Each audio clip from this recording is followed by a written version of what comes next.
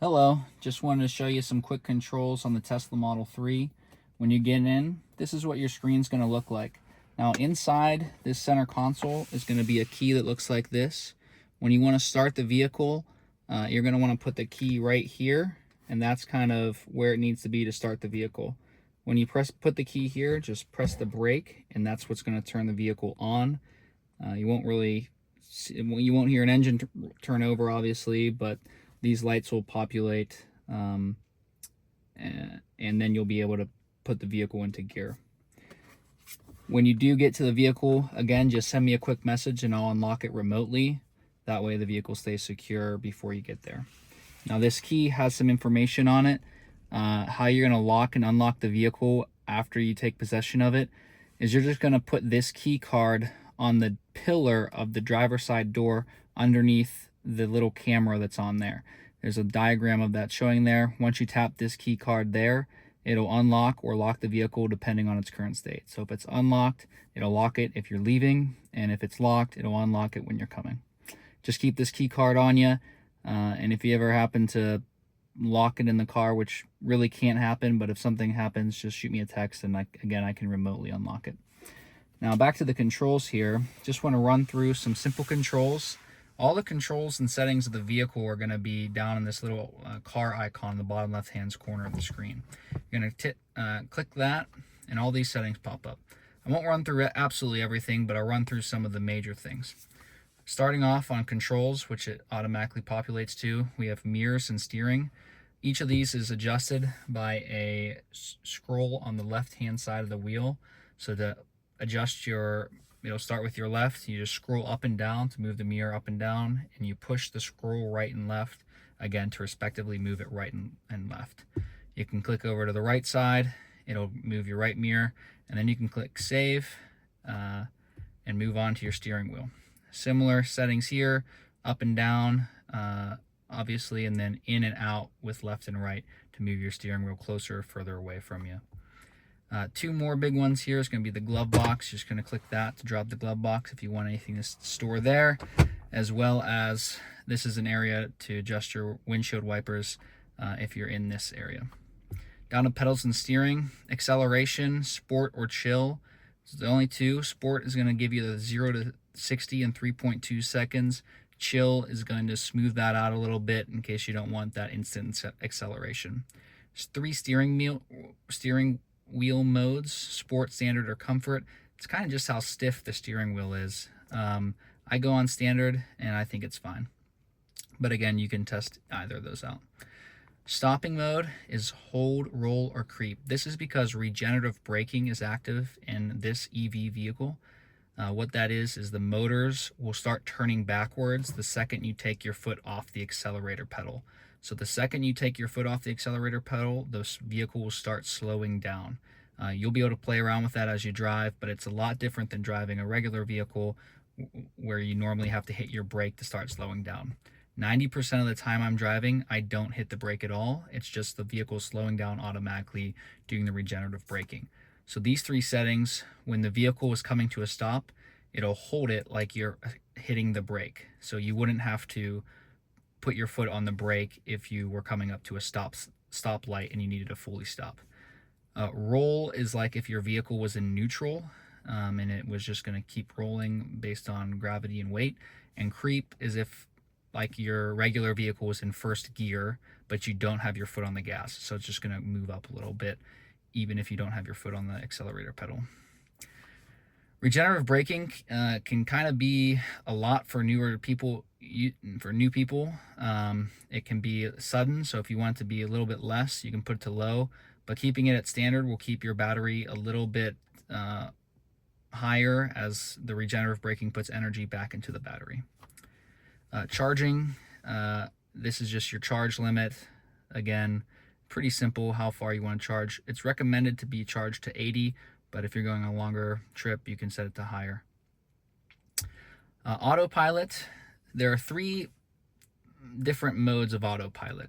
Traffic aware cruise control, which actually isn't autopilot, it's effectively adaptive cruise control. So it will speed up and slow down based on the traffic in front of you, and then you'll be able to set the speed over here. So if I were to put the vehicle in drive and I wanted traffic aware cruise control, there'll be because I'm not on a road, but there'll be a speed limit here and then a speed next to it. When you push to activate traffic aware cruise control, you're going to push the stalk down twice in a row, like that. Obviously it's not enabled because I'm not on a road, but doing that would set your traffic aware cruise control, just like adaptive cruise control, it'll set it, and there'll be a number here. You'll be able to adjust that number with the scroll on the right hand side of the steering wheel.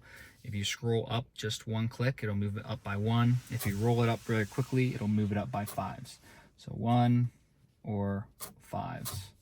So if I want to go to 70 to 75, I can just click it up like that. Putting the vehicle back into park is just by pressing this button. Since we're here, we'll go back to autopilot here. Auto steer, you'll have to click yes to this disclaimer, knowing that you're still in full control of the vehicle, to always be paying attention. And you can change it to double pull or single pull. So if it's single pull, you just have to push the stalk all the way down once, and that'll activate auto steer, or double pull will be twice. Auto steer will steer the vehicle for you on highways and major roads that have lane markings. It'll also add in the adaptive cruise control, so it'll effectively be self-driving. Now you will have to monitor that. There's a cabin camera that's up here that's looking at you. So if you're texting or you're looking away, it'll tell you to pay attention to the screen, and you have to add weight to the wheel, or nag the wheel, they call it. And it'll be a message up there that says, please move the wheel so that it knows you're paying attention.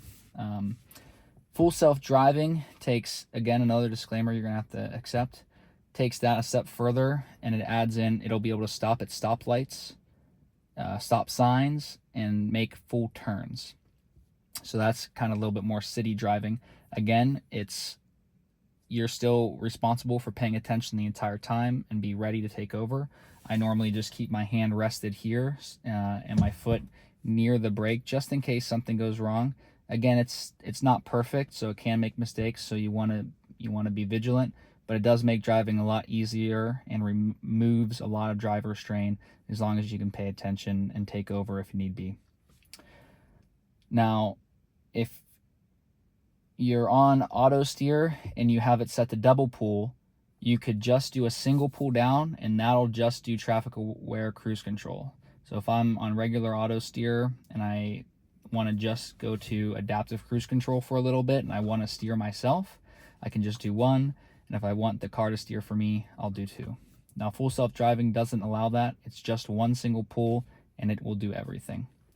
On full self-driving, there's 3 modes: assertive, average, and chill. You can read the disclaimers here, but there will essentially be how close your following distance will be and how likely it is to change lanes based on your set speed. For these, you can set different things like lane change notifications. So if you don't want the car to change lanes without notifying you, you can set that to chime, vibrate, or both, or you can set it to off. These are just speed settings, but you'll be able to control speed manually with this scroll button here.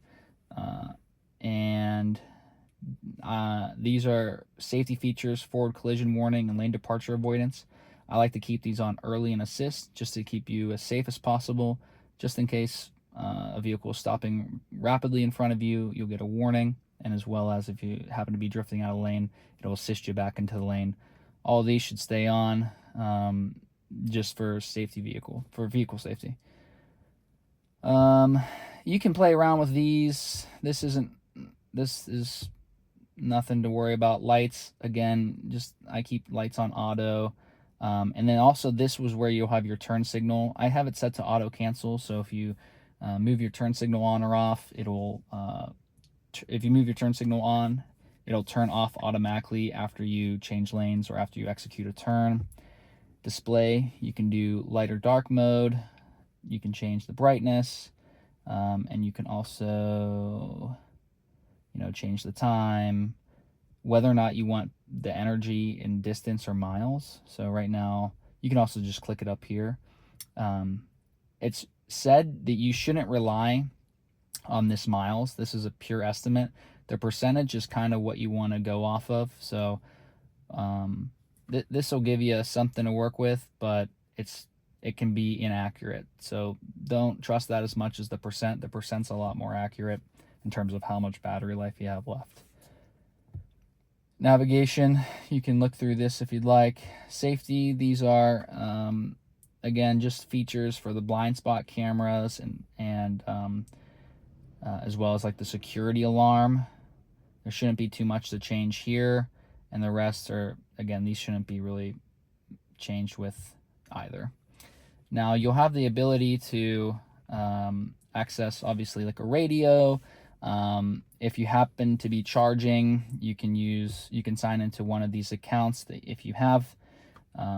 You can also go to the arcade to play a game or something if you're in park. And there's also some fun things to play around with here if you find some time in the car with nothing to do. If you do have Spotify, you can sign in just by clicking Spotify and scan this QR code to log in. You'll have access obviously to a radio and then also this streaming radio here. This was all signed in for and active, so you'll be able to just listen to the radio that way. If you want to view your cameras, this will be your these are your blind spot cameras here, and this is your rear camera. You can view these at any time. And to change your settings for your AC, you can click this and open it up. You can just slide left or right to change the temp, and then to change the airflow, you just click the air and drag it like this, and you can change where the air is going, as well as your passenger will be able to do the same. It can be set to auto based on the temperature, or you can manually set it just like that. You can also do defrosts are here. Defrosts are also, as well as your seat warmer are here, and your wipers. If you want to activate your wipers without touching the screen, there is on the left stalk on the steering wheel. You just press that button and it'll bring these up, and you can press that button and then use the left scroll wheel and click it each way to either turn them off or set to auto or set to an individual one. Sometimes the wipers can be finicky on auto and it can wipe when you don't want it to or not going fast enough, so you can set it manually if you prefer. I think that's about all. Again, if you have any questions, just shoot me a text or a message and I'll be happy to answer it. I do want to mention one more thing. Actually driving the vehicle, again, press the brake and push the stalk all the way down. When it's all the way down, it'll be in drive and you can go ahead and drive the vehicle. If you need to put it in reverse, again, press the brake and push it all the way up, and that'll put it into reverse and automatically put your cameras up. When you're ready to put it in park, you'll see here, yes, there is sensors here to help you navigate. When you're ready to put it in park, you can just press this button here and it'll put it back in the park. If you do need to go to neutral, you just push it up one and hold it there, and that'll put it into neutral. But again, reverse is one more, so you can kind of see the difference, and then drive is all the way down. And again, if you're going to go into full self-driving, it's one down. If you're going to go into auto steer or traffic control or adaptive cruise control, it can be either one or two down based on the settings here. Thank you, and hope you have a fun trip.